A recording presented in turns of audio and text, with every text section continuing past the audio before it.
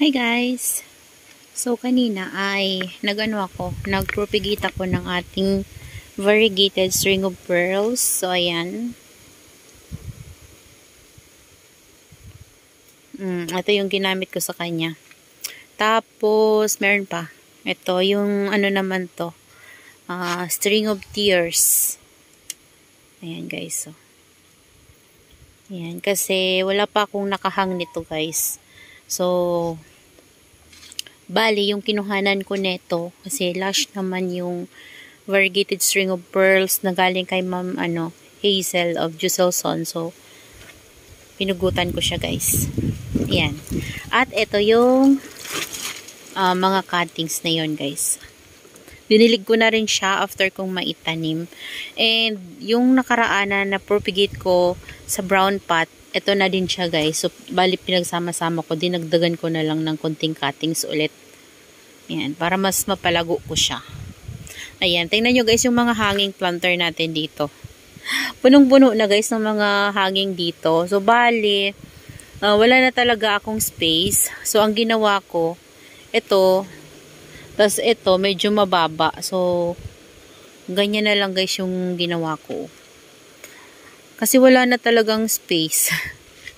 Tapos, ito yung galing kay Ma'am Jen. Meron tayong isang Ellen dito guys, na galing yan kay Ma'am Jen. Bali, may binili ako na may kasamang ganitong Ellen. So, parang siguro lepro pa lang yan. Tapos, kasama nung succulents na yun. Hindi ko na matandaan kung anong succulents yun na nabili ko na kasama tong Ellen na to. So, kasama pa rin siya nung pinadala sa akin ni Ma'am Jen. Tinabi ko lang siya dyan guys sa burrito natin. And ayan kumakapal na siya guys. And lumaki na din. Ayan. And ang tataba guys ng mga hibla ng ating burrito. Ayan yung mga new rosette niya, ang tataba. Nagustuhan niya talaga yung kanyang soil mix. And nagtabi din ako sa kanya ng ruby necklace. And ayan guys, tingnan nyo, ang taba din namumulaklak pa. So pasensya na guys, ang ingay kasi ang lakas ng hangin dito and makulimlim din. Ayan. Ito din guys, sobrang taba na din talaga ng ating burrito. Ito yung mga cuttings natin. At saka yun. Ayan. Ito yung galing kay Ma'am Jen. Yan. Tapos yung ating mga Dasypilum major. Yan sila. And yung ating mga succulents dito. So for today's video guys ay papakita ko sa inyo yung mga succulents na meron tayo dito na may mga farina or yung mga mawa-white guys yung kanilang mga leaves. So dito tayo muna. Kasi yung ating cubic frost dito guys ay nilipat ko kasi medyo humahaba yung kanilang guys, parang naging leggy. So ito yung pinalit ko sa kanila. Ayan. So ito yung ating sanga and nabili ko to kay Succulent Amore before. Matagal na to guys. Last year pa. Dangkalin ko lang yung kanyang dry leaves. Ayan, super big na niya ngayon at nagkaroon na rin siya ng color sa mga tips niya. Ang laki na niya. Grabe. Ang ganda pala guys ng sanga. Tapos this one naman ay si Tromso. So ayan, maliit pa yan dati guys. And nung nabili ko yan ay talagang itim. May itim-itim yan sa mga tips guys eh. So maputi siya na maitim. Ganon yung mga tips. And sobrang liit lang talaga niya. Naka-close pa guys yung rosette niya. Ngayon ay ang laki-laki na. And para na siyang sisang ayan. Magkamukha na nga sila.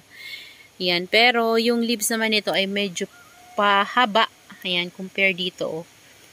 Yan. Pahaba to na medyo manipis. Ayan. And then meron tayo ditong tiramisu. Ito mga leaf propagation ko na lang guys ng tiramisu kasi yung mother niya ay namatay.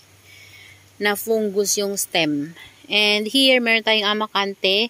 Yung amakante na nag-agaw buhay. So buti na lang na save pa. Ayan. Tapos dito yung Crispy Beauty from CNS Binget and Thriller Pearl. Ayan. Gaganda sila guys no. Ganda ng mga whitish na mga leaves ng ating mga succulents. So, yung mga farina na yan guys, yung mga white yan sa leaves nila ay yan yung nagpapaganda sa kanila and nagpo-protect sa kanila from sunburn. Ayan. Ganda. Ito yung baby ng ating Crispy Beauty. And dito naman guys, dito yung ating, syempre si Lawi. Ayan. Laki nito before guys, tas lumiit siya kasi nagmamashi yung leaves niya sa akin nung nag-acclimatize siya. So, ngayon, medyo nakaka-recover na siya. Ayan o. Di ko yan guys ginagalaw para perfect yung kanyang farina. Pero hindi maiwasan na madikitan talaga. Ayan o. Lumalaki na siya ulit. Ganda niya. Tapos, meron tayo ditong this one, di ko na guys, maalala yung ibang name nila. Si Snow Shower. Ayan. Tanggalin natin yung kanyang dumi. Hindi pa to gaanong sobrang dikit guys. Hindi marami yung roots na lumabas sa kanya. Pero, mahaba yung roots niyan guys. Ayan. Si Snow Shower. Ayan. And dito naman ay meron tayo ditong sino ba to? Snow Angel. Ayan, mafarina din yan guys. And whitish din yung kanyang leaves. And kapag na-stress talaga sila guys, yung mga tips na yan ay nagkakaroon ng red. Ayan. And dito banda, meron tayo ditong ito, ma-whitish din. Pero hindi gaano si Pure Blanc. Ayan siya guys. Yan. And syempre guys, hindi mawawala yung ating, hindi ko to alam pero sabi nila ay Cante Domingo. So meron tong mga baby sa ilalim. Yan, nagkaroon na siya ng baby sa akin. And lumaki na talaga siya sa akin guys. Ayan siya. Ang ganda ng farina niya. So yung farina na yan ay iniingatan ko para hindi mawala. Ayan. Ganda no guys. Ito din, medyo whitish siya. Yan, ito naman si Jinjohe. Yan, free lang to sa akin ni Ma'am Nida before. And, parang naalala ko before ay parang pagkakilala ko nito ay si Snow Bunny. Pero, nung tumagal siya sa akin guys, tingnan nyo, at lumaki pa siya ng bongga. Kaya niripat ko siya dito. Ayan o, Jinjohe pala. Ayan, meron pa ako yan isa. Ito ay nabili ko naman ito kay Ma'am Herlets. And lumaki na rin siya sa akin guys. Ayan o. Dito ko na-compare yung na yon, Jinjohe na yon. Kasi, akala ko talaga is Snow Bunny siya. So, 2 heads yon at pinaghiwalay ko. Nandito yung isa guys. Ayun yung isa guys. So, ayan. Tapos meron pa akong isa. Ito. Yan. Kay Sir Mark ko yan before nabili. Ang tagal na yan. And maliit lang yan before. So ngayon, lumalaki na.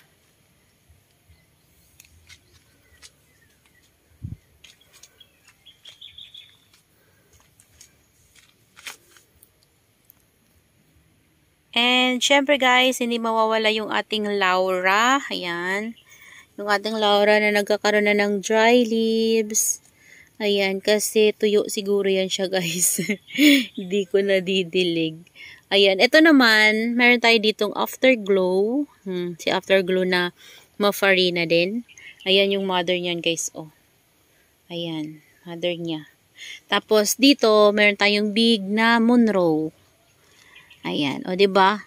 Yung mga ganitong Monroe guys, ang ganda nito kapag na-stress, nagiging orange-orange. So siya si Orange Monroe. Pero hindi nga lang siya sobrang stress. Tama lang yung pagka-stress niya guys. Kasi palaging makulimlim dito sa amin. Ito yung isa kong tiramisu. Ayan. Medyo hindi pantay yung rosette niya. Pero okay lang.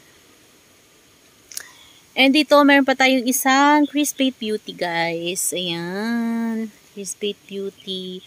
And ito medyo ma-farina din to guys. Whitish din si Monstrous Monroe. Ayan. Ayan. Nung nabili ko yan ay 3 heads. So pinaghiwa-hiwalay ko sila at pinapalaki ko. Ito yung isa guys. Ay, wala dito. Doon pala sa kabila.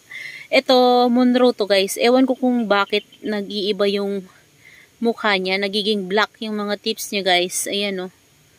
Pero alam ko Monroe yan eh. Tapos dito, meron pa tayong Crispy Beauty again. Ayan.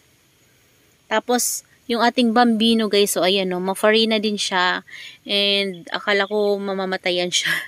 So nasave ko na lang yan siya guys nung dumating sa atin kasi rat yung katawan niya. So pinugot ko para hindi na magtuloy-tuloy. So ayan, nasave ko naman siya guys. At buhay na to, nakadikit na o, hindi na siya mabunot.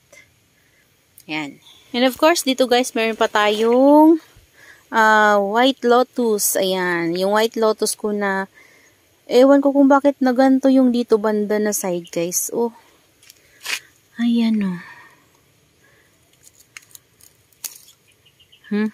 Tanggalan natin ng dry leaves para makita natin if may problema ba sa ilalim. Laki na kasi guys ng white lotus ko na to. Ang tagal na nito sa akin. Maliit lang to nung nabili ko. Tapos, ayan. Laki na niya ngayon. Ayan o. Siguro nabigla to sa sunlight guys. Kasi nilipat ko yun sa kabila. So, binalik ko siya dito ulit para hindi na siya magtuloy-tuloy mo ganyan. Kasi medyo to guys sa sobrang lakas ng sunlight. Nasusunog talaga yung ganito nilang tips. Ayan. Ang laki-laki na niya. Ayan. Meron pa tayong isa niyan. Humahabol. Dito, si white lotus din yan, guys. Yan. Nabili ko yan kay Succulent Amore before. Big naman na siya nung nabili ko, pero hindi ganyan na. Mas lumaki siya sa akin. Ayan. Patagal na din yan ang nabili ko, kaya lumaki na talaga siya, guys. Yan, no. Pero iba pa rin yung laki nito. Kasi ito, ang tagal na talaga nito sa akin, guys. Nabili ko talaga yan. Maliit lang yan. Parang maliit pa nga siya dito. Basta maliit pa yung rosette niyan dito guys. Tapos kakalabas lang nung white lotus. And nagustuhan ko talaga siya. So bumili ako and medyo pricey pa siya noon. So ngayon, ayan na siya guys. Buti na buhay ko. Iningatan ko talaga ng sobra. Dito meron pa tayong orange monroe guys. Oh. Yan. Yan yung mga whitish natin na mga succulents dito sa garden guys. And syempre, hindi mawawala si cream tea. Ayan, ganda ni cream tea guys. And meron tayong sangpat pa ng Laura. Ayan. Ito, medyo whitish din guys. Yung nito, kasi may farina siya. Si Star Valley. Ayan. And dito, meron pa tayong Monroe. Yan, two-head siya. Dating maliit na Monroe. Ngayon, malaki na. Yan. Ito din si Laura. Another pot of Laura. Yan. Tapos, ito si Orpet. Yan. Medyo whitish din kasi maganda din yung farina niya. Yan, medyo yung leaves niya. Ito yung isang orpet natin na hindi pa masyadong nakaka-recover. Kasi galing to sa unboxing natin from Ma'am Jeneline at freebie niya yan sa akin guys. Kaya natutuwa ako kasi isa lang talaga yung orpet ko. And dito naman guys, yung isang pot natin ng Cante Domingo na naging 2 heads na. Oh, ayan oh. Ayan, so kailangan siguro nito ng dilig kasi natutuyuan siya ng leaves sa ilalim. Ayan. Tinatanggalan ko talaga to guys ng mga dry leaves kasi pag pinuntahan yan guys ng millibugs, naku, mahirap na masisira yung farina nila kapag panay ako dyan, kalikot ako sa nila sa ilalim. Ayan o. Dami. Yan. Tapos, ito, medyo whitish din yung niya, color niya kasi may farina din siya, si Swan. Ayan, malaki na siya sa akin guys, oh. Tama lang yung laki nito nung nabili ko to kay Sir Mark before. So, ngayon, malaki na siya. Akala ko nga nito guys, mamamatay dati. Pero, ayan, naka-recover naman. And dito, medyo bluish nga lang to guys. Pero may farina to medyo whitish din ng konti. Pero, tama lang. Ayan, si Blue Land. Ayan, ganda ni Blue Land guys. So, medyo makolor pa yung kanyang mga tips. Ayan. And dito naman guys, meron tayong Brinks Blue. Ayan, Brinks Blue. Medyo may farina din to guys. Pero hindi gaano. Compare doon sa mga napakita ko sa inyo kanina, talagang white talaga yung ating